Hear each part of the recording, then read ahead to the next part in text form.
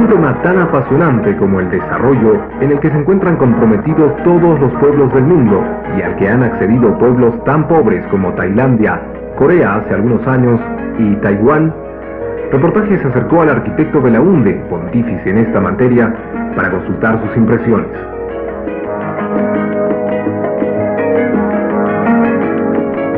Entendiendo que el desarrollo ha de significar producir más y repartir mejor, este proceso en toda parte del mundo ha comenzado con la generación de energía, aquella que mueve la rueda de la industria.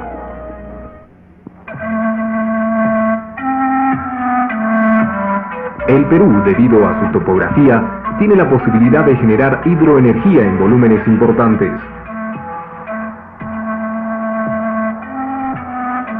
En 200 kilómetros de viaje, las aguas se precipitan desde 4.000 metros de altura al mar. Esto hace que con los recursos hídricos existentes se puedan generar 60.000 megavatios.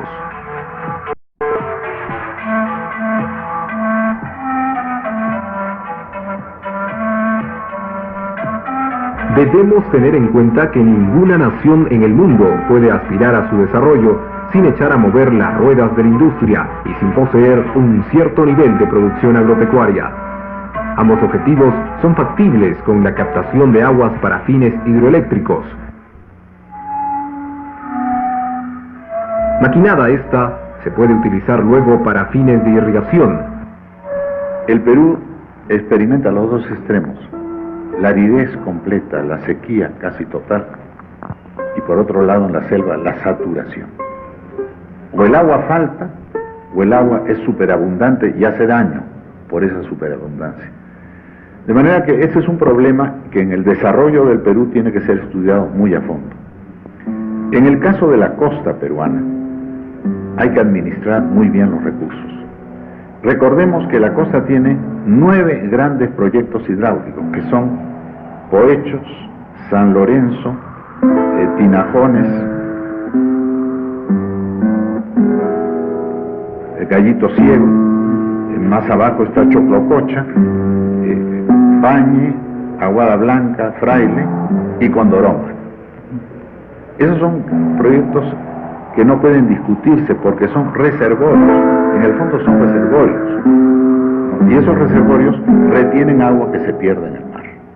Por ejemplo, acabo de ver el río Tambo, he estado en el delta del Tambo, he visto el agua que se bota al mar. No cabe duda que retener esas aguas, cosa que se está tratando de hacer en estudios actuales, en las nacientes del Tambo está muy bien.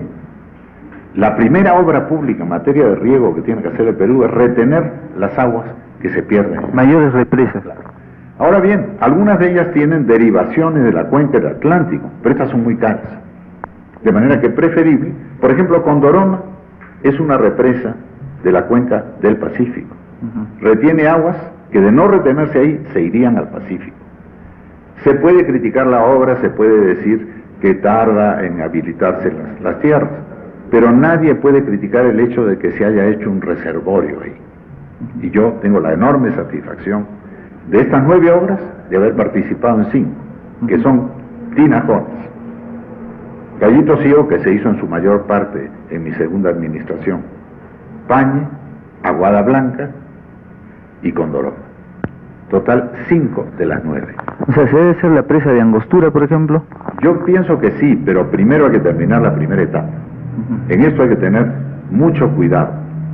Como le digo, la de Angostura ya son aguas del Atlántico, son aguas de la Purímac. Primero hay que completar, a mi juicio, la primera etapa, es decir, estas 20.000 hectáreas de marges, que he visto con gran satisfacción, que están bien, que están produciendo muy bien. Estoy saboreando los melones de esa zona. Sé que es un aporte lechero también muy importante. Ahora, los ganaderos están cambiando los cultivos, algunos cultivos, pero todo lo que se hizo, y yo estoy vinculado a estas obras desde muy niño, porque hemos crecido, la gente que está vinculada al sur especialmente, ha crecido con esa inquietud. Por ejemplo, en mis primeras visitas a Arequipa, cuando era yo muy niño, la experiencia era cruzar la Pampa de la Joya. no había nada excepto tal vez en San José, me parece que es Claro. un pequeño oasis, pero la impresión era la carencia total de agua. Posteriormente, ciudadanos visionarios pensaron en La Joya, y se comenzó La Joya, y entiendo que el presidente Benavides puso en servicio las primeras 3.000 hectáreas. A nosotros nos tocó construir primero San Isidro, después San Camilo. Enseguida la irrigación de Santa Rita fue un acierto inmenso, fue privada. En Arequipa, allí está la opinión pública haciendo presión, ¿no? No fue obra de gobierno, fue obra privada y buena obra. Y al llegar al gobierno yo encontré las canalizaciones hechas, el túnel de Huambo ya hecho, pero sin reservorio. Entonces hicimos el reservorio. Me acuerdo que dije en Arequipa, hacer una canalización sin reservorio es como construir un automóvil hermoso sin tanque de gasolina. Entonces le pusimos el tanque. Yo creo que en esto la región de Arequipa tiene mucho que enseñar. Por ejemplo, la Ensenada es una irrigación particular, acabo de estar en Mollendo. Entonces lo que hace el Estado es pequeño frente a lo que hace el pueblo. Hay que incentivar la iniciativa privada, entonces, a nivel del agro. Ese me parece que es el deber del gobierno. Tener conciencia de que el gobierno nunca va a tener recursos fiscales suficientes para hacerlo todo. Entonces lo que tiene que hacer el gobierno es utilizar esos recursos fiscales para estimular la iniciativa privada y para respaldarla cuando ésta se presente sin intervención gubernativa. El ejemplo más claro de posibilidades industriales lo dio la Junta de Rehabilitación y Desarrollo Económico, cuando puso en marcha el Parque Artesanal e Industrial. En esta gestión tan recordada del Comité Ejecutivo, presidido por el ingeniero Fernando Chávez Belaúnde, construyó el Parque Industrial, el Parque Artesanal, la fábrica de cemento,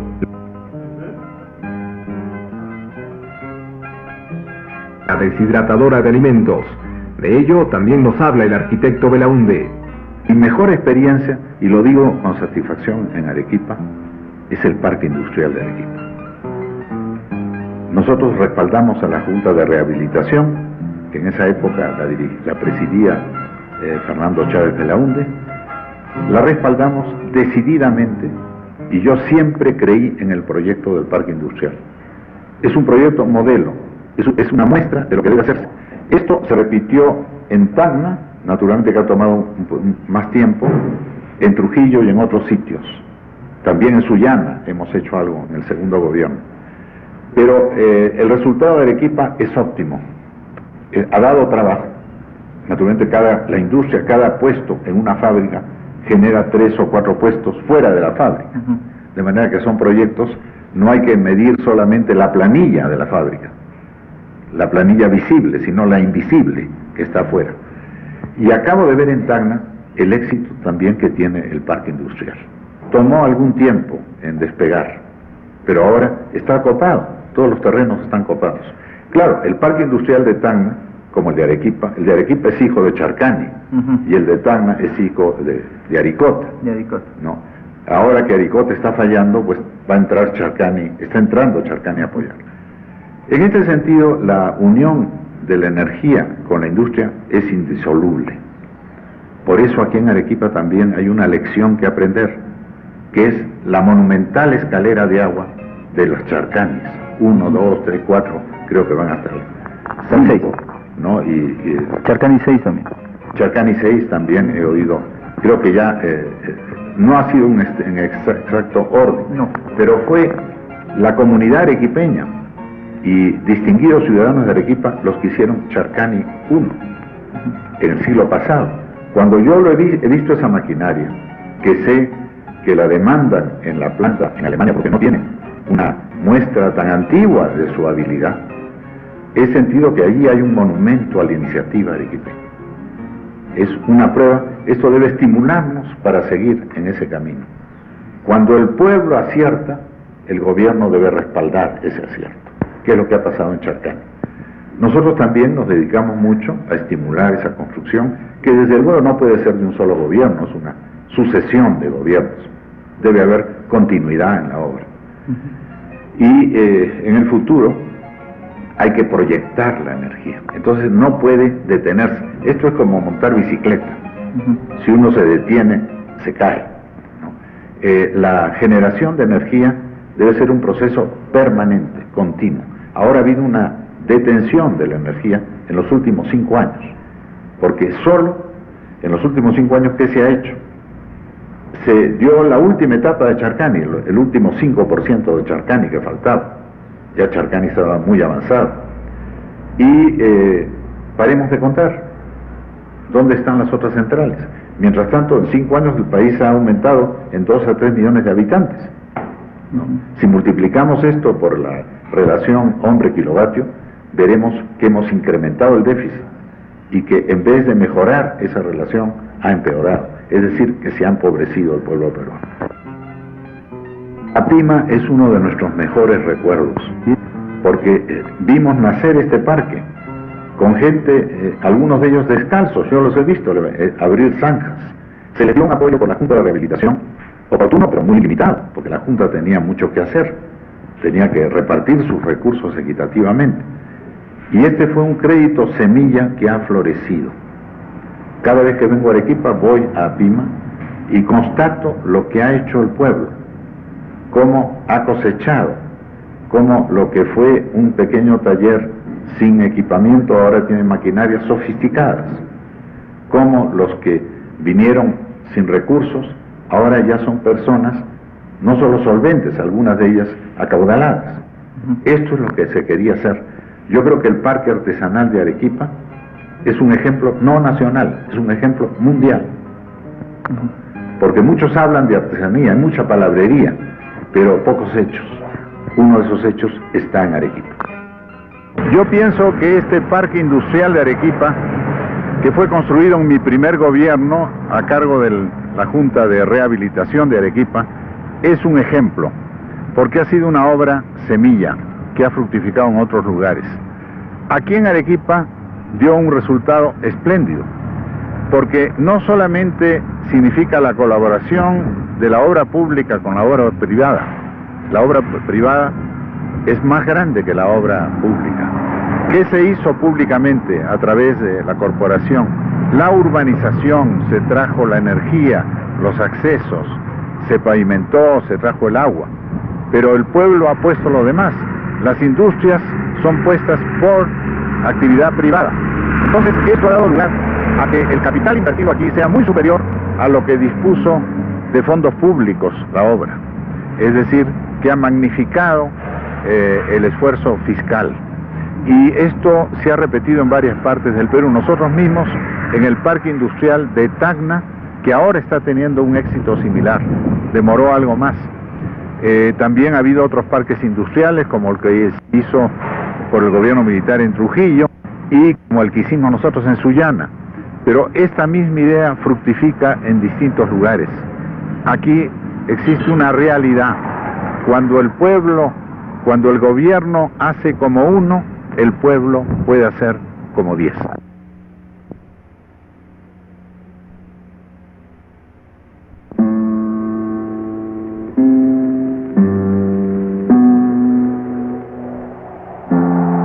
La zona franca requiere 3 cosas: acceso a los mercados, ¿no? Acceso a la materia prima, y es el puerto el que da ese acceso, y el ferrocarril. Eso lo hay, pero requiere energía y requiere agua.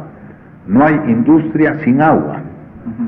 Por cada tonelada de acero que se produce, se necesitan por lo menos 30 toneladas de agua. Ni siquiera sé exactamente la cifra, pero es una proporción de ese orden.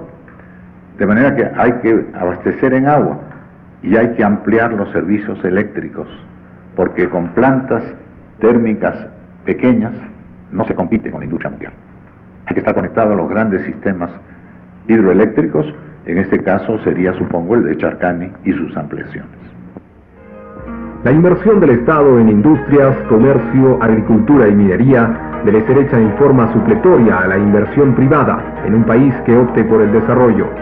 Que la inversión privada se vuelca a satisfacer las necesidades de las clases pudientes. Claro, quien hace proyectos para renta está pensando en un alquiler con todo derecho, ¿no? Entonces, la actividad privada descuida un poco los estratos más bajos. Es allí donde está el deber del gobierno de intervenir. Tenemos que hacer atractiva la inversión en favor de los estratos más débiles, ¿no? Que tienen alguna capacidad de pago, porque después de todo todos subsisten, todos trabajan, y sobre todo todos tienen un interés en construir y mejorar su vivienda.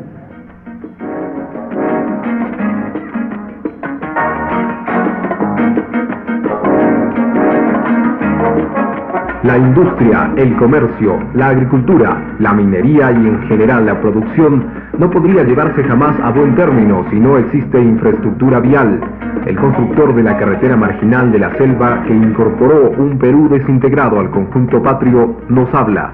Si el Perú está en las páginas de la historia es porque fue capaz de crear unidad en un imperio de proporciones romanas en base a la vialidad. En los últimos 5 años nos hemos olvidado de eso, en los últimos 5 años y medio, puedo decir, nos hemos olvidado de las carreteras que están en un estado calamitoso. No hay sino que venir de Lomas a Camaná para ver cómo mandan las dunas. La fuerza eólica es la que gobierna ahí, no es la Dirección de Transportes, el Ministerio de Transportes. Hay dunas que bloquean la carretera.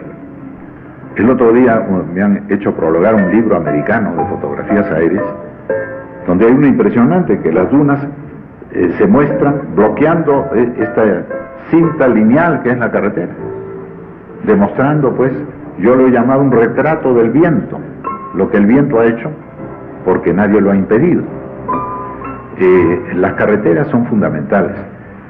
Yo recuerdo que cuando vine a inaugurar la variante de Uchumayo, quisieron que yo pasara libre como presidente de la República. Yo insistí en pagar mi peaje. Fue un peaje muy moderado. Ahora he pasado de nuevo. Felizmente yo no manejaba el carro, sino el ingeniero, el doctor Olazábal, y él ha pagado, esta vez, $2 de peaje, ¿no? $2. Es un peaje que en Estados Unidos solo se paga para pasar un inmenso puente colgante. $2 se paga seguramente entre New Jersey y Nueva York, ¿no? De manera que esa obra está dándole recursos al municipio, ¿no? Antes se los daba al gobierno, porque la obra la hizo el gobierno, no el municipio. Y ya se ha pagado con creces, que es una vaca lechera como las de Majes, ¿no? Entonces, ¿cómo se puede decir que no se hace obra porque no hay plata? Pues ahí estamos demostrando que la carretera es rentable. ¿Cuántos variantes de Uchumayo habrá en el Perú? Y yo pienso que una de las funciones principales ahora es reparar las carreteras que se han destruido en el último quinquenio. Eso ha sido un acto que yo calificaría no solo de irresponsable, casi criminal. El haber privado al Perú del capital que el Perú logró formar. De manera que el gobierno actual tiene que poner manos a la obra. Ya han pasado 6 meses y todavía no hay tránsito fluido en las carreteras del Perú. Si los organismos gubernativos no lo saben, que me llamen por teléfono, yo puedo decirles en muchos casos dónde están las principales fallas. Para llegar a producir se requiere inversión, infraestructura. Veamos la opinión del arquitecto. Yo pienso mucho en que la acción gubernativa, el desarrollo gubernativo, es un estímulo que el gobierno da al pueblo en determinados campos con determinadas obras que marcan pautas. Pero si el pueblo no responde, no hay desarrollo. En Arequipa el pueblo ha respondido. Esa es mi experiencia. El Estado ha hecho como 1, el pueblo ha hecho como 2, como 3, como 4. Esa es una ventaja de esta región del sur. El desarrollo se puede definir muy brevemente como el acto de producir más y repartir mejor. Si producimos más sin repartir, se ha originado un crecimiento. Si repartimos sin producir, se ha originado un caos. Pero si producimos y repartimos, se ha dado el desarrollo. Nueva palabra, sinónimo de calidad. Según Juan 23, en el siglo XX, el espíritu cristiano se expresa a través de este concepto. El encargado de repartir mejor es el Estado, función para lo que ya ha sido instituido a través de una política adecuada de salud pública, educación, alimentación y vivienda, funciones básicas a las que debe contraerse y no disipar esfuerzos en lo que no es de su competencia. En materia de vivienda, nos dice el arquitecto Belaunde. Cuando vemos barrios marginales muy descuidados, es que ahí no hay ahorro de dinero que se haya volcado a ese fin. Lo que ha habido es esfuerzo del pueblo. El pueblo ha puesto una parte del capital necesario, ha puesto su trabajo, que puede representar el 30% del valor de una vivienda. De manera pues que el deber del gobierno es crear el clima necesario para que todo converja a la solución de los problemas y no solamente los recursos del presupuesto, que siempre son limitados e insuficientes.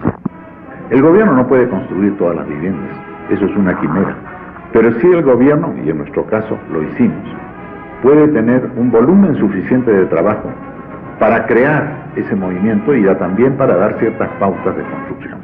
Por ejemplo, en Arequipa, yo le quiero recordar que vine hace 30 y tantos años y hablé sobre un barril en la llamada Casa Rosada, que era una casa de vecindad muy cercana a la Plaza de Armas, estaba a 3 cuadras de la Plaza de Armas.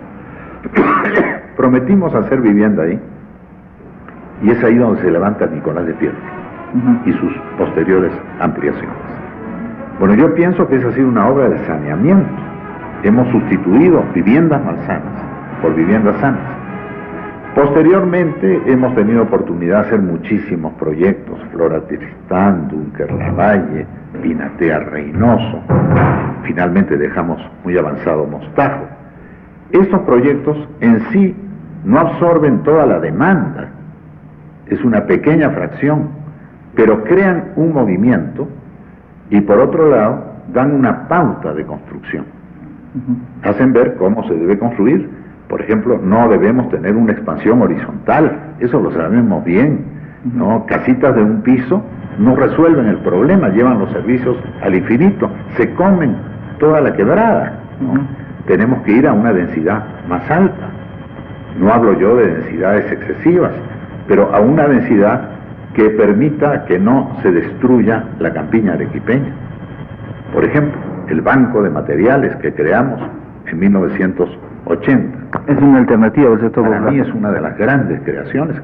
Se han copiado en varios países, ahora lo están adaptando en Bolivia, se adaptó en Colombia, la OEA lo ha difundido por todo el mundo.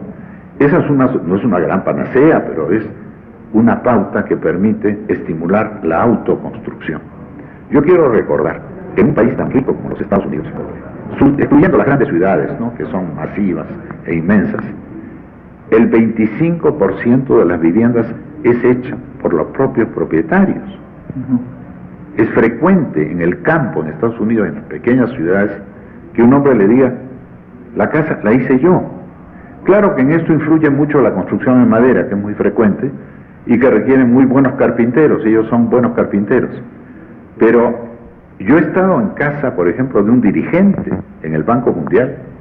Un día me fascinó una casa en las afueras de Washington, en una zona boscosa, y cuando le elogié la casa y le pregunté quién la había diseñado, me dijo: yo mismo.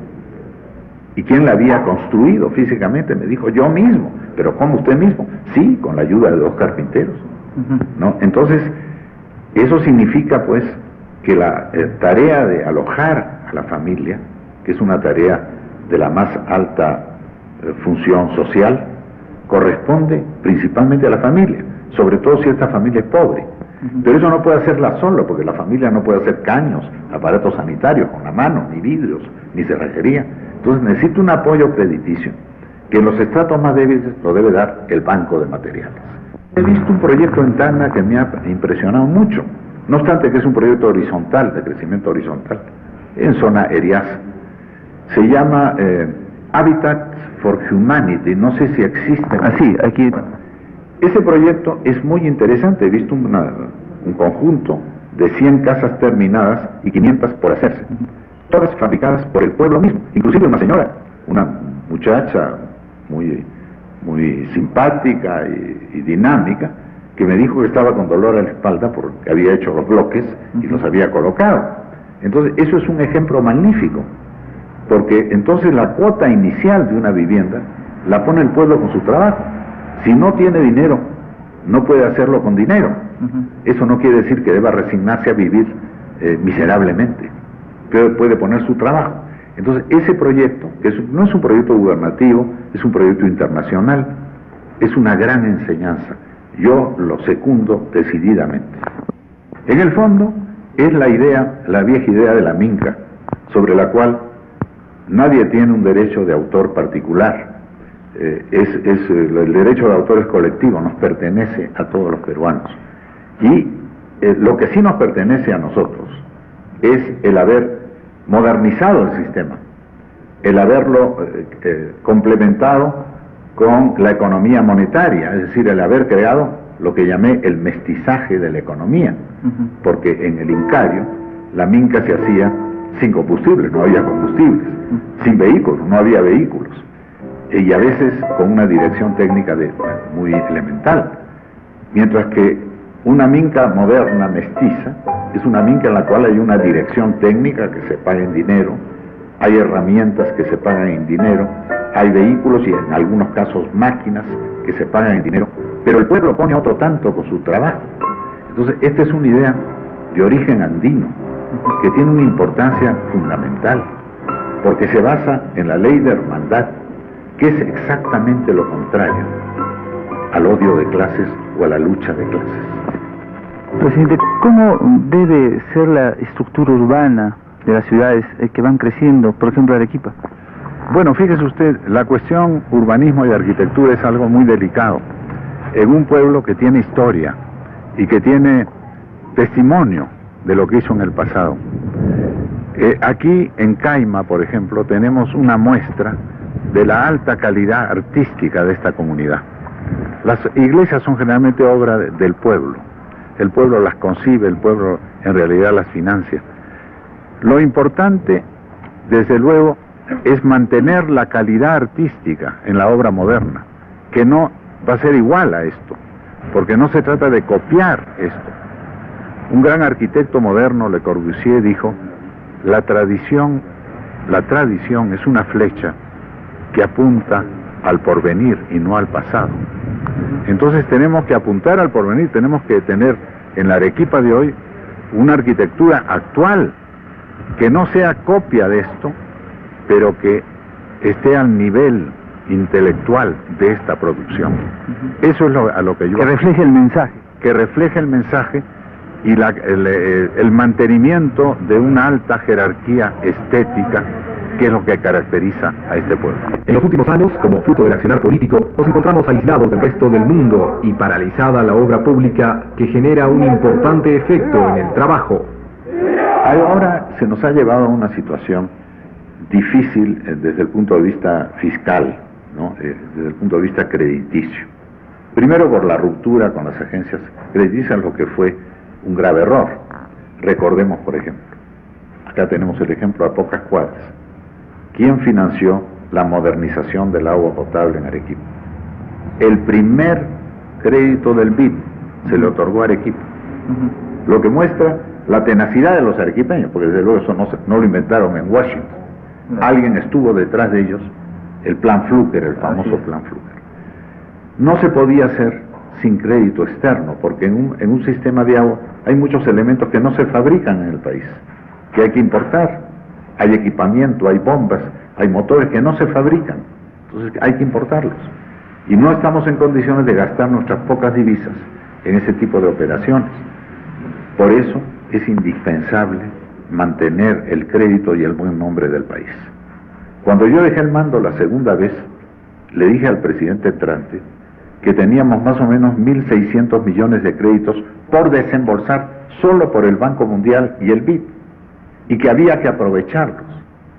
Pero la ruptura con los organismos congeló esas operaciones, y esto creó el hambre en la mesa del pueblo, porque una mala operación gubernativa de tipo crediticio o fiscal puede darle mucho hambre al pueblo, que es lo que ha pasado en este caso. Se está haciendo un esfuerzo por reinsertarnos, como todos lo sabemos, pero en ese esfuerzo el mérito mayor está no en quien dicta las medidas duras, sino en que lleva en sus hombros ese peso, que es el pueblo peruano. De manera que, si bien hay que reconocer que ha habido en el gobierno valor para tomar esas medidas, ha habido en el pueblo estoicismo, decisión para llevar sobre sus hombros esa carga. Esta política económica, puede solucionar los problemas del país. La política que se está llevando no por sí sola, es absolutamente insuficiente. Tiene que estar acompañada de un problema de promoción. Tenemos que promover, y no solo se promueve con dinero. Por ejemplo, este ejemplo que he dado en Tacna de esas viviendas, no, han tenido un capital semilla pequeñísimo, insignificante, pero lo importante ha sido el esfuerzo del pueblo, que se ha comprometido a devolver el material. Ellos reciben materiales y los devuelven materiales, ¿no? Es decir, para que pueda haber un crédito rotatorio y los capitales se puedan recuperar. ¿Cree usted, presidente, que por un problema de crisis económica en la que nos encontramos en estos momentos, se justifica detener la obra pública, paralizarla totalmente? Yo pienso que no, porque el mantenimiento de la obra pública es cuestión de recursos, no lo niego, pero también es cuestión de imaginación. Los recursos no son solamente los escasos que tiene la caja fiscal, sino el potencial de trabajo de la sociedad, que se expresa, por un lado, en el ahorro, ¿no? Claro que cuando hay un problema de inflación como el que sufrimos, esto impacta al ahorro desfavorablemente. Pero hay muchas formas de mover a la opinión pública, de conducir los capitales privados, por pequeños que sean, hacia grandes fines públicos. Entonces falta ideas de parte de quienes nos están gobernando. Falta un poco de imaginación. De Gaulle, en tiempo de De Gaulle se decía la imaginación al poder. Esto es porque reconocían que había muchas limitaciones. Por ejemplo, si se estimula el ahorro, si el ahorro vuelve a los bancos y a las mutuales, si la gente pone lo que pueda, esfuerzo, imaginación, decisión, en mejorar sus casas, evidentemente se promueve un movimiento que es superior a los recursos que el Estado puede invertir. Yo pienso que el problema de la vivienda, por ejemplo, se resuelve sobre todo con recursos privados, pero esto requiere una gran protección estatal. Si no hay una protección estatal, una orientación estatal, entonces los recursos privados no fluyen. Cuando se dan, por ejemplo, medidas tan absurdas como la que sufrimos hace 5 años, de que no se honraran los certificados de divisas en moneda extranjera, en la cual habían sido emitidos, se produjo una retracción. Entonces, ese ahorro que permanecía en el Perú, se fue del Perú. Por falta de confianza. Debe hacerse lo contrario, debe estimularse el ahorro, y de esa manera tener recursos que, mediante determinados incentivos y leyes, puedan dedicarse a fines reproductivos, a cuestiones de carácter agrícola, industrial, y también al problema de la vivienda. La vivienda es la mejor expresión del ahorro de un pueblo. El Perú, en épocas pretéritas, fue considerado un país de gran valor. Para significar riqueza se decía, vale un Perú. ¿Por qué? ¿Cuál es la razón que no volvamos a ocupar el sitial que la historia y las riquezas naturales nos reservan? Evidentemente que ninguna. Todo lo que necesitamos es llegar a una comprensión cabal que la riqueza no es generada sino por un trabajo intenso, un ahorro sacrificado y una inteligente inversión. Veamos cómo mira el futuro del Perú el arquitecto Belaúnde. Fundamentalmente que la generación futura, en vez de echar sombra sobre las generaciones pasadas, aprecie todo lo que hizo. Cuando se llega a Arequipa, ¿qué se admira? Los monumentos del pasado, el inmenso esfuerzo constructivo. Anoche estuve de nuevo en Santa Catalina. Este es un esfuerzo de hace varios siglos. ¿Cómo no admirar a la gente que construyó esos monumentos? A los que dieron el carácter arquitectónico que tiene esta ciudad. Entonces aspiramos a que así como ellos hicieron su parte, nosotros y nuestros hijos y nuestros nietos hagan la suya. Tendrá un carácter distinto, pero estamos pisando terreno firme. Por eso yo he dicho, cuando he escuchado críticas, porque hay una costumbre de criticar al Perú, de solo buscar las lacras y no las virtudes, he recordado cómo Clemenceau, de un país tan admirable como Francia, escribió un libro sobre sus grandezas y sus miserias. El Perú tiene grandezas y miserias como todo país. Yo estoy dedicado a exaltar sus grandezas, que vengan otros de fuera a hablar de sus miserias. Yo he caminado aquí hace muchos años de niño. Había 4 o 5 personas en cada cuadra. Ahora hay muchísima gente, que es gente activa. Esos no están arrimados a alguien. Algo hacen.